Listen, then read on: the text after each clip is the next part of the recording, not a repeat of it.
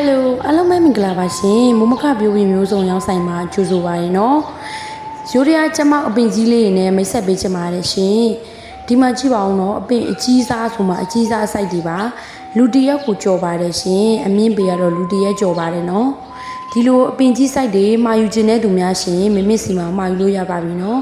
တစ်တော်စီမီမှာပဲဖြစ်ဖြစ်ဘိုင်ဘာဖုန်းနံပါတ်လေးလည်းတင်ထားပါတယ်ဘိုင်ဘာအနေနဲ့ဆက်သွယ်မှာယူလို့ရပါတယ်ရှင်ဖုန်းနံပါတ်လေးလည်းတင်ထားပါတယ်နော်ဖုန်းဆက်ပြီးတော့လည်းမှာယူလို့ရပါတယ်ကဲဒါလေးကတော့ပန်းတစ်တော်ပင်လေးပါပန်းတစ်တော်မှာအညိုသီးပါရှင်အညိုသီးကိုမှအလုံးကြီးမျိုးအကျွတ်မျိုးလေးပါနော်မစ်စီမှာသီးပင်စားပင်အစုံပန်းပြိုးပင်အစုံမှာလို့ရပါတယ်ရှင်ဒါကတော့မမန်းအချိုအပင်ကြီးဆိုင်လေးပါရှင်အပင်ကြီးဆိုင်ကိုမှ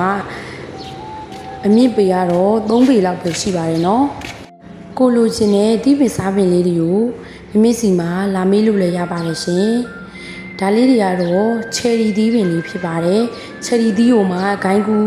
ပြိုးပင်လေးပါနော်ယူရီးယားမျိုးလေးပါရှင်မစ်စီမှာယူရီးယားမျိုးပြိုးပင်လေးတွေမှာယူလို့ရပါပြီနော်မန်လေးမျိုးလေးဆိုရင်တော့အယောင်ငွေချေရပါတယ်ရှင်